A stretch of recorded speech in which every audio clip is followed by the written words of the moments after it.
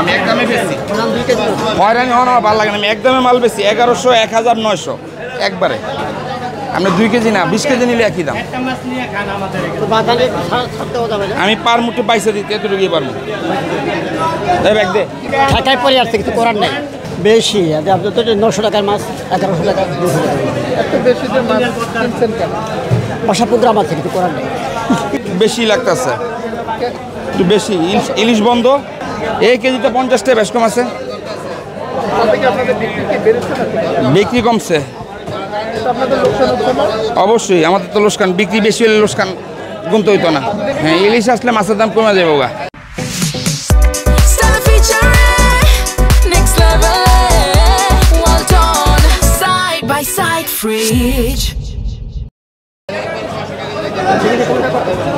অজান এটা নিতে পারবেন 1100, এটা 1000।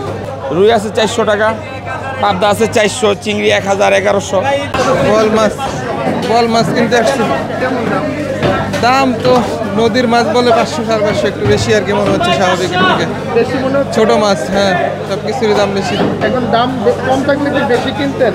কম থাকলে তো বেশি কিনে মানুষ, এটাই স্বাভাবিক। মাছ খাওয়া কমাই দিতে হবে আর কি, যা প্রয়োজন তার থেকে কম নেয় মানুষ। যখন দাম বেশি থাকে কম নিতে হয়। দাম আগে থেকে কি বেশি দেখতেছেন গত সপ্তাহের তুলনায়? হ্যাঁ, গত সপ্তাহের তুলনায় একটু বেশি। আমি গত বড় বোয়াল কিনছি 650-600 টাকা, এবার ছোটোটাই 500 টাকা কিনছি।